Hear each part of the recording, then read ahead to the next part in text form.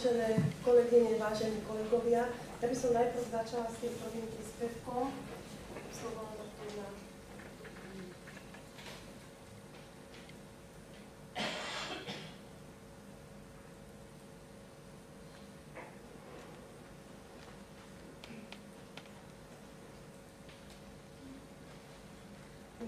Na začiatok by som vám chcela odozdať pozdrav od našej pani prodekanky, pani docentky Moniky Bakošovej, ktorá je spoluautorkou toho druhého príspevku. A tie obidva príspevky vlastne na seba naväzujú a spolu súvisia to o chvíľku uvidíme. Čiže by som sa teraz najprv zaoberala vzdelávaním stredoškolských učiteľov na fakulte. My máme na našej fakulte dlhodobú tradíciu vzdelávania. To v podstate už začalo pred mnohými rokmi, v roku 1987, kedy začali byť také semináre pre stredoškolských učiteľov chémie a tieto vzdelávania vlastne boli určené pre učiteľov chémie, aby sa im pomohlo pripraviť svojich žiakov na štúdium na vysokých školách, hlavne chemického zamerania a samozrejme, že u nás. No. Čiže tie bežali až do roku 2000 a potom v roku 2001 som podala s kolektívom žiadosť o akreditáciu a tieto semináre boli poprvýkrát akreditované na 5 rokov do roku 2005. A vlastne sa tam zmenilo to, že učitelia, okrem toho, že absolvovali tie 2 dní prednášok, na konci celého písali testy a získali osvedčenia s celoslovenskou platnosťou. Ja tu vypísala som mnohé aj také nadpisy tých prednášok, samozrejme, že nie všetky. Urobila som to s tým cieľom, aby ste získali prehľad o tom, čo u nás na fakulte beží a jednak bude to súvisieť aj s tým aktualizačným vzdelávaním, kde my vlastne ponúkame teraz nové akreditované vzdelávanie s kreditmi a tie vlastne nadpisy tých prednášok, čo budete počuť, to sú vlastne témy, na ktoré sa môžu učitelia prihlasovať. Čiže to má také 2 ciele. Jednak urobiť prehľad a jednak, aby ste vedeli, že keby niekto mal záujem, že by si mohol vybrať z akej ponuky. No, tuto máme, že máme tie dvojdňové semináre, tak tie začali s tým, že sme mali najprv také nové trendy v chémii, potom sme sa zamerávali hlavne na chemickú a potravinárskú technológiu, mali sme do toho zahrnutú aj didaktiku chémie.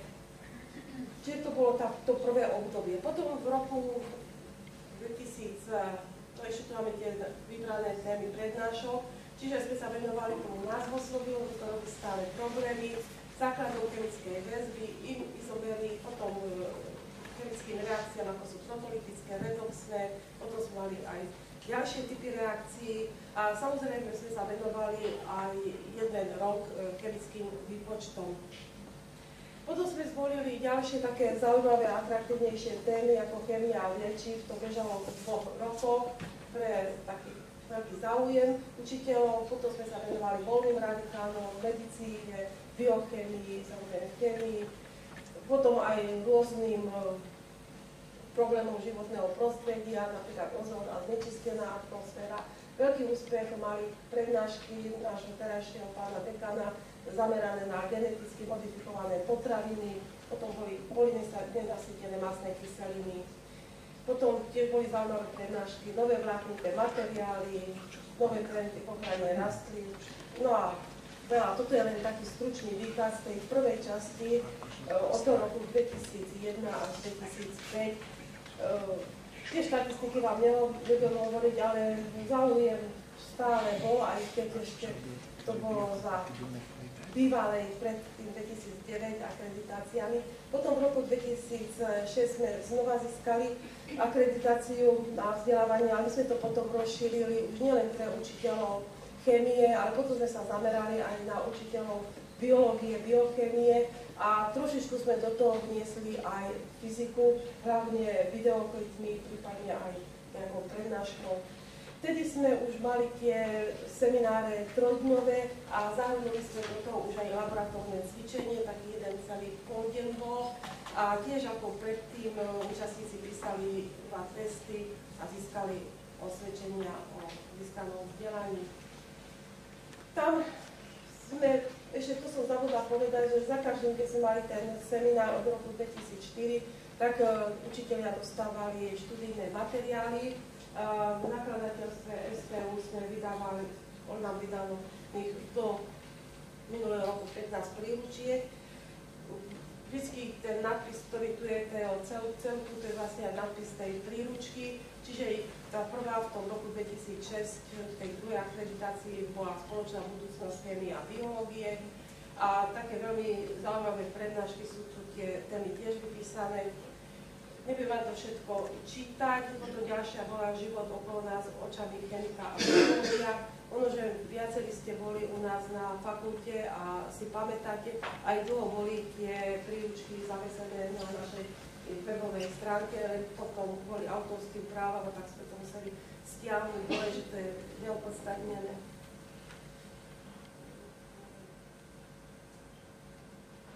Neopodstatnené, pardon, bolo to tak ako hodinky. Potom, to by bolo také zaujímavé. A myslím, že tento 2008, ten bol veľmi zaujímavý tiež seminár, to sa týka pokroku v chémii a biológii.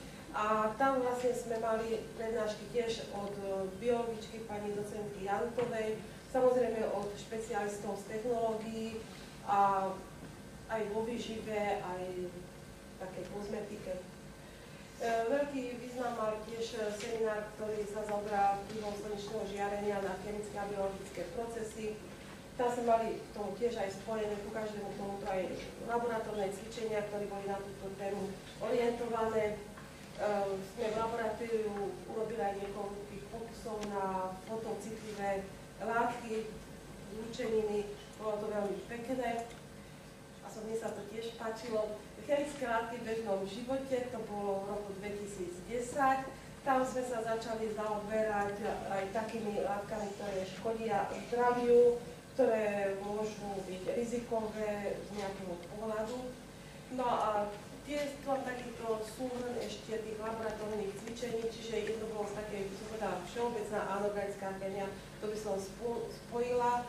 Čiže sme tam robili aj pokovovanie, aj potom také malé elektrolízy sme robili, komplexné zlúčenie sa pripravovali, také, ktoré reagovali na svetlo. Sme si urobili také odtlačky rôzne, čiže to bolo také tiež celkom milé. Potom bolo laboratórne cvičenie z fyzikálnej chémie, tam tiež boli také veľmi jednoduché laboratórne práce, ktoré sa dajú sa urobiť aj povedané, že na kolene, alebo v podmienkách veľmi jednoduchých laboratórií školských. Hlavne si to ocenili učitelia, ktorí majú na školách ten coach lab, čiže tam sa rôzne merania naučili, ako sa dajú robiť. Z organickej chémie, tam viete, že býva problém urobiť cvičenie, lebo keby ste to mali všetko izolovať a identifikovať, je to strašne dlhé. A my sme to urobili tak, že vlastne sa pripravovali vonné látky a keď už to intenzívne voňalo, čo sa všetkým páči, aj našim študentom, a určite aj stredoškolákom, tak vtedy vlastne sme to vyhlásili za ukončené. Z biológie tam boli tiež také jednoduché pod mikroskopom robené pokusy na dôkaz zloženia živej hmoty a rôzne ďalšie tie farbivá zložky sa ukazovali. A z tej potravinárskej chémie a prípravkov každodenného života boli tiež také zaujímavé, tam sme mali senzorické hodnotenie potravín, myslím, že sme tam mali senzorické hodnotenie aj nápojov. Potom sme zisťovali, ako vplyvá napríklad svetlo na fľaše, na nápoje, ktoré sú v plastových fľašiach, posklenených. A takéto celkom zaujímavé výsledky sa získali. A veľmi veľký úspech mal projekt Tvoja zubná pasta, ktorý sa potom robil aj s praxou. Tieto laboratórne cvičenia sme mali za podpory dvoch projektov KEGA. No, by som prešla v tom roku 2009, tak vtedy viete, že bol ten nový zákon, ktorý nezasiahol len nás, ale aj stredoškolských učiteľov. Čiže vtedy sme to museli všetko pomeniť a to, čo sme mali síce akreditované, tak sme to do konca augusta 2010 skončili a vtedy sme urobili posledný trojdňový seminár.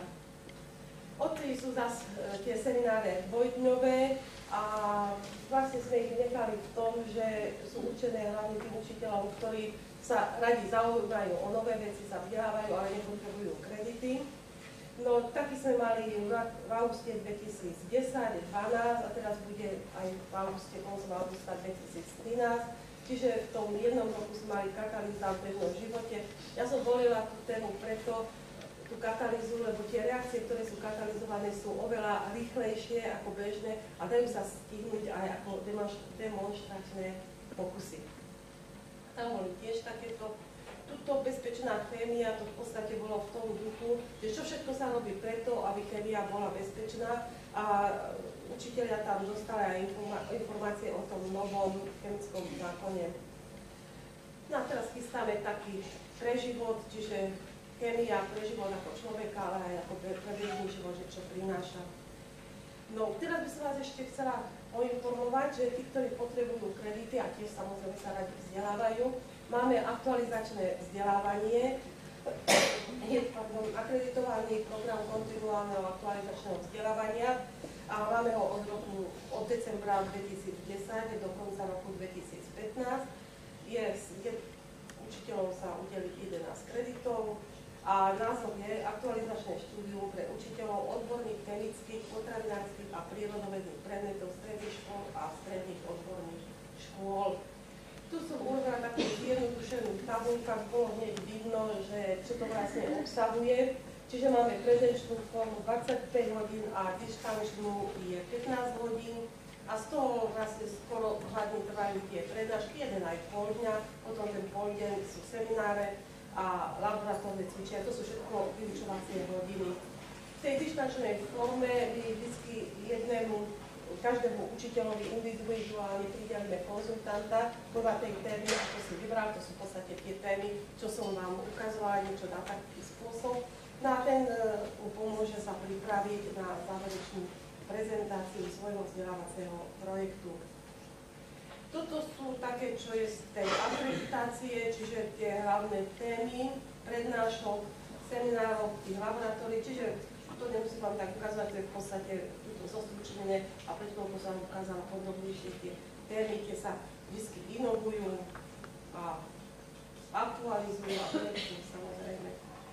No, máme tam tú dištančnú formu vzdelávania, tam komunikujeme cez počítače, komunikujeme telefonicky, mnohí prídu aj osobne. Veľmi je zaujímavá forma overovania profesijných kompetencií a tí, ktorí majú záujem, že všetko splnia, tak vlastne končia podobne ako tí ostatní prezentáciou svojho vzdelávacieho projektu. A to my tiež aj tým, ktorí si dávajú overovať profesijné kompetencie, pridelujeme konzultanta, aby to všetko bolo na patričnej úrovni.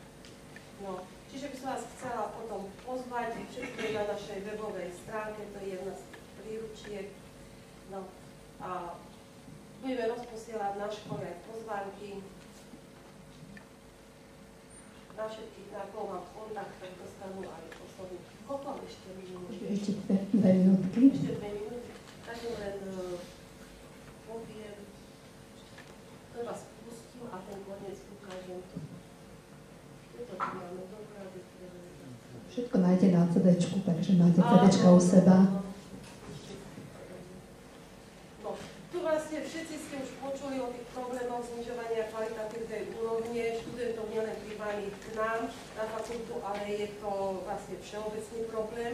My sme robili také analýzy, monitorovali, toto všetko poznáte.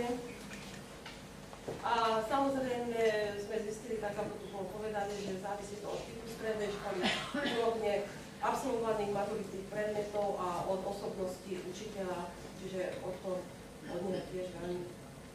No, tuto, keby ste chceli vidieť, tam teraz už v poslednom období sa prihlasujú hlavne absolventi gymnázií, ostatných škôl to postupne utíchlo. Čo sa týka úrovne škôl, by som chcela vyjadriť pochvalu alebo takú vďaku, by som skôr povedala, všetkým učiteľom, ktorí robia tie mimoškolské aktivity, ako sú olympiády, sočky, odborné súťaže. Ja neviem ešte, čo všetko sa na tých stredných školách deje, ale musím vás ubezpečiť, že my to okamžite poznáme, ako tých študentov máme na cvičenia. Čiže fakt veľká vďaka za to. Potom maturitné predmety. K nám prídu dokonca aj študenti, ktorí nematurujú z chémie, že ich málo maturuje z matematiky, no je s tým problém, tak vám poviem. Oni, tí študenti, vlastne majú potom slzy v očiach, jednoducho povedať. Samozrejme, o tej kvalite učiteľa a predmetu, to som nepriamo povedala tým, že vlastne chceme pomôcť tým, že robíme tie vzdelávacie aktivity na našej fakulte. A ten problém riešime rôznym spôsobom, to som hovorila, čiže tak ako aj na iných univerzitách sú tie dni otvorených dverí, vzorové laboratórne cvičenia a podobne.